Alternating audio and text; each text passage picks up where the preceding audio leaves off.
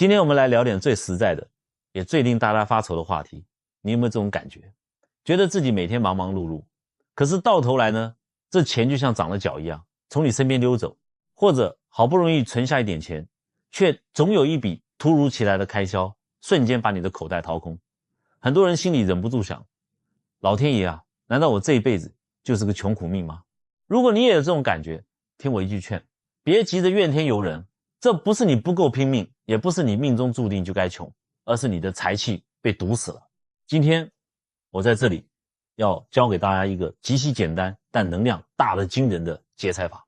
这不是给你开什么空头支票，也不是给你们灌迷汤，这是一场实打实的引天地之气入体的能量启动仪式。现在流行讲一个词叫吸引力法则或者宇宙频率。其实啊，大家不用觉得这些词汇有多么高深莫测，这背后的道理我们老祖宗在几千年前的易经和黄帝内经里早就给大家讲得很明白了。他们讲的频率，用白话一点说，也就是气和磁场。我们常说数字不仅仅是个用来算账的符号，它里面还藏着特定的能量。在易经里，从1到9，每一个数字都有它的阴阳五行。这些数字啊，就像是我们用来连接大自然能量的密码。其实我们身处的这个宇宙，老天爷的财富能量就像是一个永远在广播的电台，它一天24小时都在往外发送着丰盛富足的信号。可是我们平时生活压力大，脑子里装的常常是，哎呀，下个月能存多少钱，最近物价又涨了，钱不够花啊。大家想一想，如果我们心里的收音机一直卡在焦虑和担忧的频道上，又怎么能接收到老天爷发送的好运呢？哪怕金元宝真的掉下来，我们可能都没心思去捡。所以今天我要和大家分享的这组数字密码，就是帮大家把心里那个可能生锈了的收音机旋钮给它拧得顺滑一点，帮我们重新调频到老天爷的好运频道上去。这组数字密码能让大家平时辛勤的汗水不再白流，少走些弯路，让我们的每一分努力都能结结实实的换来回报，结出甜美的果实。只要大家把心态放平，带着一颗感恩和期待的心，我们就可以准备好小工具，一起来试试这个小方法。现在我们就先来点真格的，教大家如何准备好我们接财气的法器。大家别紧张，我们不需要你去买什么昂贵的水晶，也不用去求什么灵符，你只需要去文具店或者在家里抽屉翻一翻，找出3支特定颜色的笔就行，一支红笔，一支绿笔，还有一支蓝笔。可能有些乡亲长辈会纳闷，尼斯啊，不就是写几个数字吗？随便拿着黑色的圆珠笔应付一下就行了，干嘛非得讲究这3种颜色？这可不是我在这里故弄玄虚，这3支笔的颜色里面大有乾坤。在我们老祖宗传下来的易经和风水学里，颜色从来都不只是用来看的，颜色本身就带着强大的五行磁场。我们选这3种颜色，其实就是在你手里布下了一个小型的五行聚财阵法。首先说这红笔，大家想想看，火是什么？火是生机，是动力，是红红火火。很多时候我们觉得赚钱难，财运差，感觉自己每天浑浑噩噩的，这就是你生命里的火气不足了。红色对应的就是我们最基础的生存能量。这支红笔一拿起来，就像是冬天里点起了一把火，把你内心深处那种想要改变现状，想要过上好日子的激情和行动力瞬间给激活了。再来说这绿笔，绿色五行属木，木代表着什么？代表着春天草木的生发，代表着生长和包容。俗话说得好，和气生财。你想赚钱，光自己一个人闷头苦干行吗？不行啊，你得跟人打交道，你得有贵人相助。绿色对应着我们常说的爱与转化。在风水里，这股生机勃勃的木气能帮你化解人际关系里的怨气和矛盾，帮你把身边的磁场变得柔和，让贵人愿意靠近你。贵人来了，财路自然就像春天的树枝一样四通八达了。最后我们说这蓝笔，蓝色五行属水。台湾看风水最讲究的一句老话叫什么？叫山管人丁，水管财。水就是财富的象征，但一滩死水是生不了财的，水的流动起来才叫财源滚滚。蓝色代表着智慧、表达和创造力。我们用蓝笔就是为了打开你的智慧之门，让你的思维活跃起来，让财富的能量像活水一样源源不断地流进你的生活里。所以各位朋友，当你把这红、绿、蓝三支笔握在手里的时候，千万别觉得它们只是便宜的普通文具。你这是在干嘛？你这是把宇宙间火的动力、木的生机、水的财运全都汇聚到了你的手心上。这三支笔就是3把神奇的钥匙，专门用来打开你身体里闭塞的能量大门。这也是为什么我们一定要严格挑选颜色的原因。而且我们这个接引财气的方法，不需要你专门挑个什么黄道吉日，也不用非得去什么深山老林，只要你觉得手头紧了，或者面对突然的开销感到焦虑了，甚至就是单纯想提升一下最近的财运，你随时随地都可以开始。等你们第一次完整的做完这个仪式，我相信你们会被接下来的变化给结结实实的惊喜到。法器准备好了，我们接下来就要动手了。这第一步啊，听好了，是让你拿起笔，在你的左手手心上端端正正的写下3个数字520。年轻人拿它当感情的代名词，但在我们老祖宗的易经数字卦里，这3个数字凑在一起，那可是有着扭转乾坤、招财纳福的强大密码。我们先按下数字步表，我先问问大家，为什么要写在左手？写在右手不行吗？绝对不行。这左手边啊，对应着我们身体的青龙位。青龙是干什么的？青龙主生发、主动、主纳气，它是专门用来往里收好东西的。而右边的白虎位呢，主肃杀、主守成，是往外放的。所以你想把宇宙老天爷的财气给接引过来，你必须得用左手这个青龙位去接。你写在左手上，就等于在你的财库大门上挂了个欢迎光临的招牌。财神爷一看，哦，这家门开着呢，气就全聚过来了。好，我们再来说说这个520，它到底藏着什么玄机。首先说这个5，在我们风水洛书中，5这个数字永远坐在正中间，叫中宫土。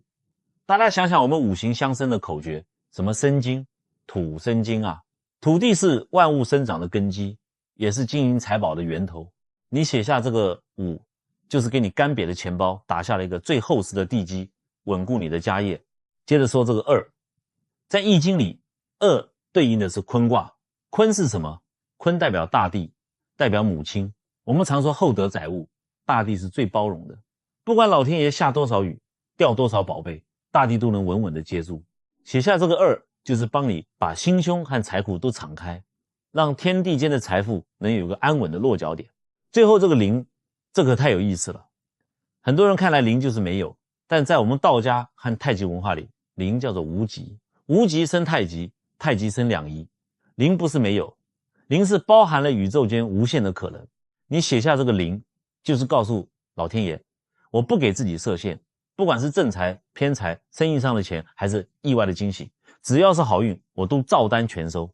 所以你看520连在一起，有根基的土生金，有容器的厚德载物，有无限可能的无极生太极，这是一组多么完美的聚财密码。不过我在这里要特别叮嘱一句，这字啊，你得写得稍微大一点，别小家子气，偷偷摸摸写个芝麻粒那么大。为什么？大家想想，我们过年贴春联、贴福字，你见过谁家贴个指甲盖那么大的福字吗？没有吧？字写得大，在风水上这叫什么？叫造势，叫放大气场。就像你站在山谷里喊人，你扯着嗓子大声喊，回音才能传得远，对不对？你把数字写得大一点，它散发出来的磁场波纹就越强，老天爷和财神爷在天上就看得越清楚。更重要的是，你写字那一瞬间的心态。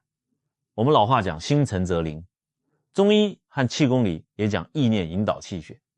你在写这3个数字的时候，千万别像完成任务一样随便画2笔，你得屏气凝神，把你的意念集中在这个笔尖上。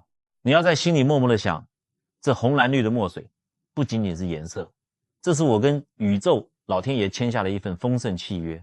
当你的笔尖在手掌上滑动的时候，你要感受到那种痒痒的甚至微微发热的感觉，那就是你的意念已经和天地间的财气接通了。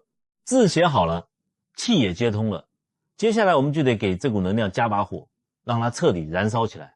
把你写好520的那只左手轻轻地盖在你的胸口上，然后在心里默念或者小声的出声，把这3个数字连着念上9遍。听到这里，可能有些人要问了，为什么是9遍念8遍，谐音发发发不是更吉利吗？念10遍凑个十全十美不行吗？我们讲究道法自然，这数字背后的学问可大着呢。在我们老祖宗的易经里面，单数为阳，双数为阴，从1到9，这个9叫做老阳之数，代表着阳气最盛、最高、最圆满的极点。自古以来，我们管皇帝叫九五之尊，天有9重天。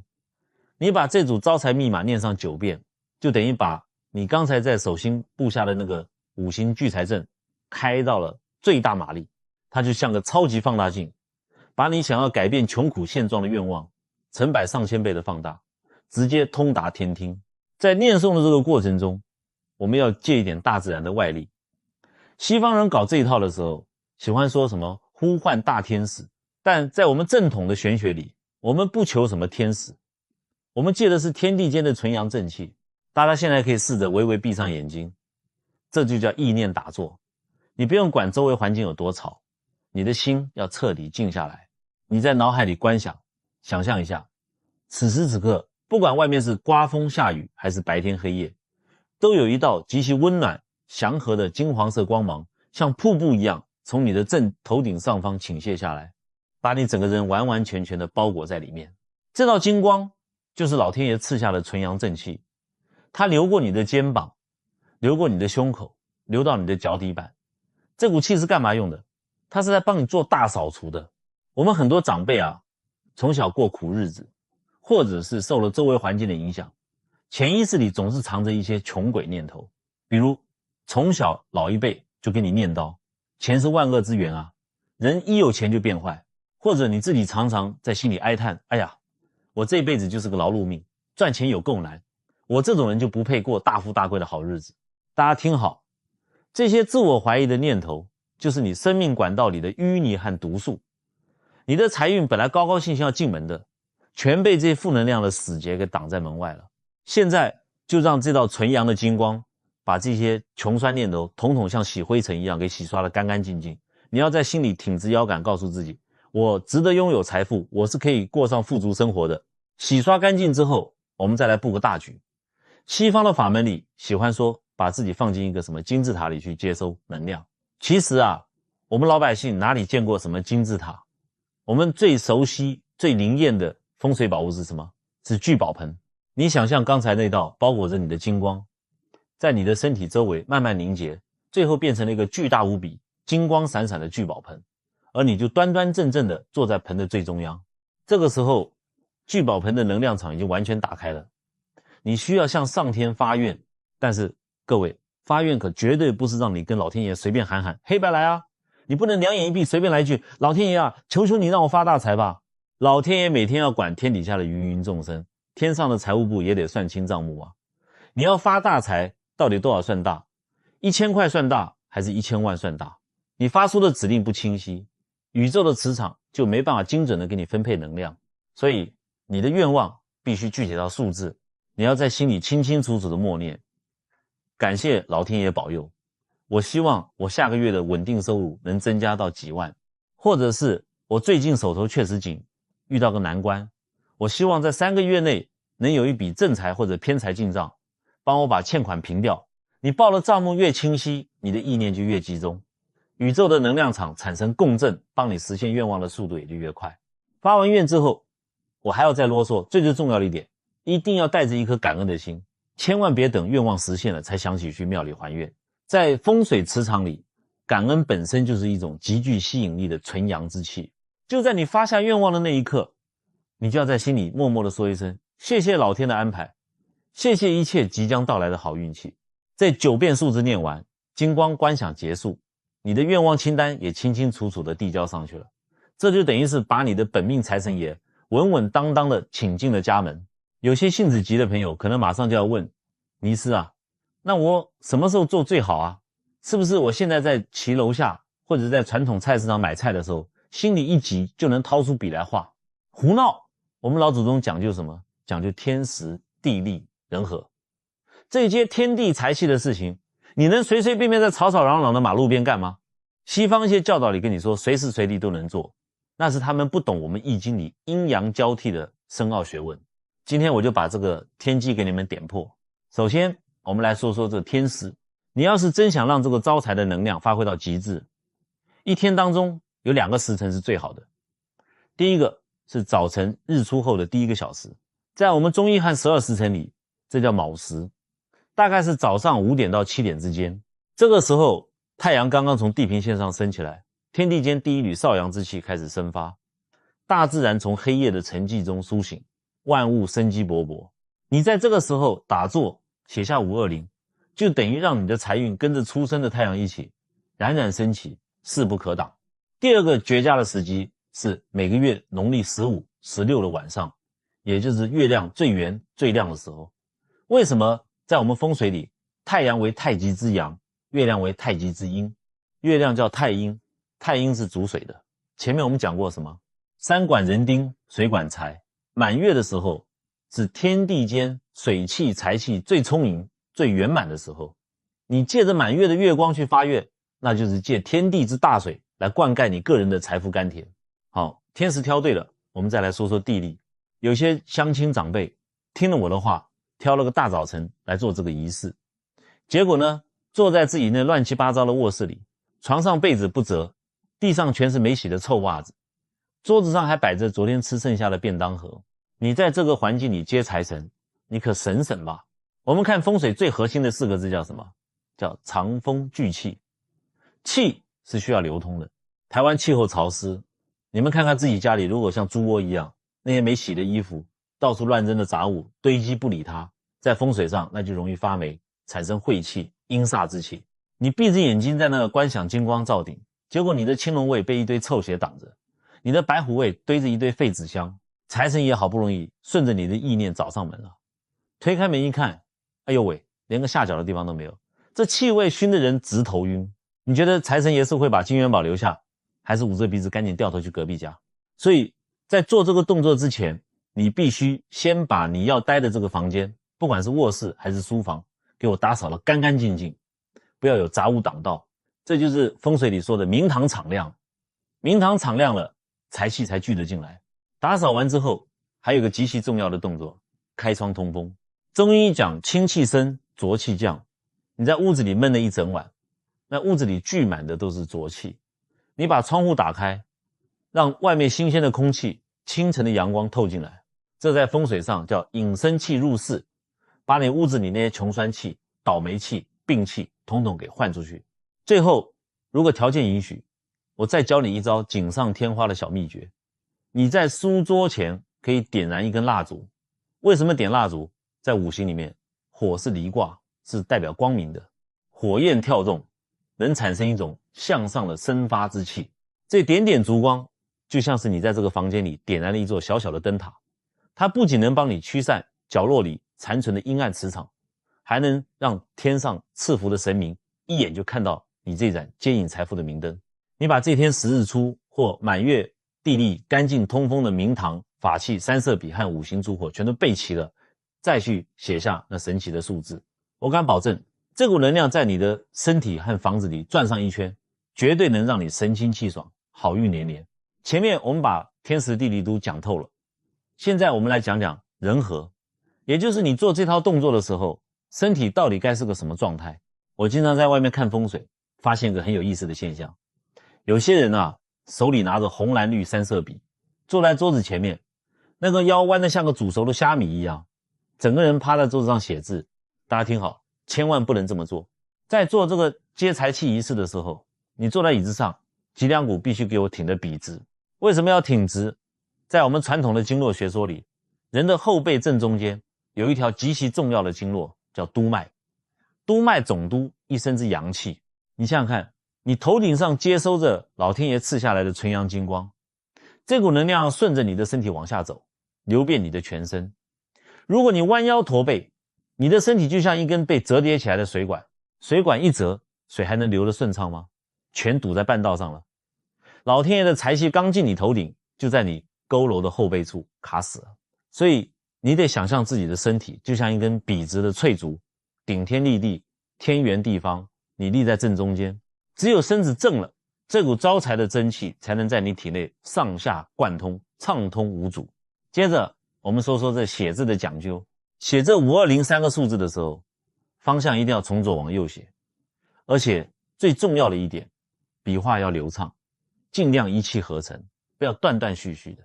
大家看过道士画符没有？民间有句老话叫画符不知窍，惹得鬼神笑，画符若知窍，惊得鬼神叫。这画符的窍在哪儿？就在于那一口气不能断。你手里的笔画出来的不是墨水，那是你的意念和能量的轨迹。你写字如果断断续续，写个5还要停下来想一想，再描2笔，你这股招财的磁场就碎了。所以平心静气，顺畅的写下来，保持气场的完整。写完之后就让那墨水在手心自然风干，千万别拿卫生纸去擦，或者用另一只手去抹。你这一抹就把刚聚集起来的能量给抹散了。在这个整个过程中，很多乡亲长辈可能会遇到一些身体上的奇妙反应，比如刚写完字，或者在闭眼观想的时候，突然觉得手心发热，或者头顶有一阵阵发麻的感觉，甚至有的人明明不困，却开始疯狂的打哈欠、流眼泪。遇到这种情况，有些人就害怕了，哎呀，我这是不是中邪了，还是卡到阴了，怎么身体不舒服了？别慌，这是大大的好事。这就是我们常说的气机发动了，手心发热，说明你体内的阳气已经被激活了。那为什么会打哈欠呢？你要知道，我们很多人常年为了生计奔波，心里憋着气，体内积攒了大量的焦虑、疲惫和阴浊之气。当你接引天地正气入体的时候，正气进来了，就得把那些负面的病气和穷气往外赶。打哈欠就是你身体在自动往外排废气。如果你做完这个仪式，当天晚上睡了一个前所未有、极其深沉的好觉，第二天早上起来神清气爽，那就恭喜你。这说明这股丰盛的能量已经在你的睡眠中把你受损的精气神给彻底修复了。精气神一足，财运自然就跟着旺起来了。最后还有个经常被问到的问题，尼斯，我能带着我老伴或者叫上我几个好姐妹，大家聚在一起做这个仪式吗？当然可以。我们风水里也讲究人气聚散，大家聚在一起，带着同样美好的愿望，那种集体的正能量磁场是非常庞大的。但是有一条铁律，你必须给我死死记住，个人准备个人的笔，个人在自己的手上写字，绝对不可以共用一支笔，更不能你替我写，我替你写。为啥？在天地能量的法则里，个人因果个人担，个人福报个人受。这3色笔一旦你用过了，它就绑定了你个人的气场和磁场，你再借给别人用，那气场就砸了，最后谁的财也接不到。记住，这是你和宇宙老天爷1对1的私人连线，千万不能假手于人。我们前面把怎么接财气的规矩都讲透了，这个时候有些性子急的长辈可能就要来找我算账了。尼斯啊，我按照你说的，字也写得挺大，9遍也念了，怎么第二天早上起来我这钱包还是瘪的啊？天上也没掉金元宝啊，你是不是在忽悠我？别急，在回答这个问题之前，我先给你们讲讲真实故事。我们社区里有个张大姐，自己守这个街边的干仔店，那阵子生意冷清的连房租都快交不上了，天天愁得睡不着觉。她试着做了这个接戏法，把心里那股子焦躁劲儿给彻底放下了。结果你猜怎么着？不到1个礼拜，旁边工地的主任天天带着师傅们来买饮料、买便当，铺子流水直接翻了好几倍。还有老李家里有一套老房子，挂在房仲那里1年多，怎么都卖不出去，正急着等钱给儿子凑头期款。做完仪式后，他也不天天去催房仲了，心态平和了。嘿，没过半个月，房仲带了一对看对眼的年轻小夫妻来看房，二话没说，连价都没怎么杀，爽爽快快就把斡旋金给交了。大家都是2只手1个脑袋，也都是写520，为什么人家就灵，你就不灵？我们看风水讲究外环境和内环境，外面你打扫的再干净，如果你这内环境，也就是你的心出了问题，财神爷一样进不来。这就涉及到了我们老祖宗常说的一个词，叫心魔。什么叫心魔？西方管这叫潜意识的阻碍。我用白话一点说给你听，你的左手明明已经打开了财库的大门，大喊着财神爷快进来，可是你的心里头却死死地住着一个穷鬼。你这辈子可能穷怕了，一遇到要花钱的事，心里七上八下，你一边写着520，一边在心里犯嘀咕，哎呀，这能行吗？我这人从小就命苦，算命的都说我没有偏财运，赚钱多难啊，我哪里配得上那么多钱？平时遇到点不顺心，张嘴就抱怨，我怎么这么倒霉？我就是个穷光蛋。各位啊，你们知道这些抱怨、这些自我怀疑，在风水里叫什么吗？这就叫阴煞之气。财富是什么？财富是天地间的至阳之气。阳气和阴气是水火不容的。你满脑子都是我不行，我命苦的阴气，这就好比你在你家的下水道里塞满了又臭又硬的淤泥，就算老天爷把财富的水龙头给你拧到最大，水流得下来吗？全被你心里的淤泥给堵在外面了。所以如果你的财运一直进不来，你别去怪老天爷不长眼，你得先往自己心里照一照，看看是不是你的心魔把财路给截断了。那遇到这种心里满是阴煞之气的情况，该怎么破？我今天再教你们一个道家和风水里常用的绝招，那就是离火化煞。在你每次准备在手心写520之前，你先拿出一张白纸，拿一支黑笔，把你心里那些最害怕、最担忧的穷酸念头全都给我写下来。比如我害怕赚不到钱，我觉得我不配过好日子，我担心下个月还不上房贷，别藏着掖着，全写出来。写完之后，找个安全的铁盆或者院子里的空地，拿打火机把这张纸给我烧了，看着那个火苗。火在我们八卦里叫离卦，离火是干什么用的？离火就是专门用来烧退阴邪、化解煞气的。你要眼睁睁地看着这张写满你负能量的纸在火光中变成灰烬，化作一缕青烟飘散。你在心里要坚定地告诉自己，我心里的穷鬼今天算是被这把大火彻底烧干净了。从今往后，我的心就是一个干干净净的明堂，只等着迎接大富大贵。大家记住，财富的能量是非常敏感的，你释放出抱怨和恐惧的阴气，它就躲得远远的。你散发出自信、阳光和感恩的阳气，它就像飞蛾扑火一样，挡都挡不住的往你身上扑。所以哪怕我们现在日子真的很难，口袋里真的没什么钱，你也要咬紧牙关，把腰板挺直了，千万别再说我没钱这种丧气话。你要把这句话换成我的财富正在赶来的路上。你把心里的风水调顺了，外面的财气自然就水到渠成了。好了，今天我在这里讲了这么多，但最后请大家记住，这不是一次性的仪式，而是日日修心的功课。你以为宇宙的能量、老天爷的财富是用来干嘛的？是让你一个人关起门来，天天数钞票，看着别人受苦挨饿而无动于衷的吗？绝对不是。老天爷把财富交给你，是因为看到你有一颗悲天悯人、心系苍生的心。当你想要赚钱的时候，你不要只想着我要买大房子，我要吃香的喝辣的。你要想，等我宽裕了，我能让我那个操劳了一辈子的老伴过上舒心日子，我能让我的孩子不再因为学费发愁，我能帮衬一把隔壁那个遇到难处的孤寡老人，我甚至能给灾区、给社会捐哪怕一点点微薄的心意。这叫什么？这就叫利他。财富就像是水，如果你只想着自己，把水死死地圈在你的小水坑里，时间久了，它就变成了一潭发臭的死水。可是如果你把心胸打开，把你的善意和财富流向别人，流向那些需要帮助的苦命人，你的心就变成了一条大江大河。老天爷一看，哎呀，这个人是个活水泉眼啊，钱交到他手里能造福苍生，那老天爷不把金山银山搬到你家里，还能搬给谁呢？善念才是这个宇宙中频率最高、最纯粹的无极正气。你的心存了善念，你整个人就是一个巨大的发光体，所有的好运、贵人、财富都会像飞蛾扑火一样，挡都挡不住的朝你奔涌而来。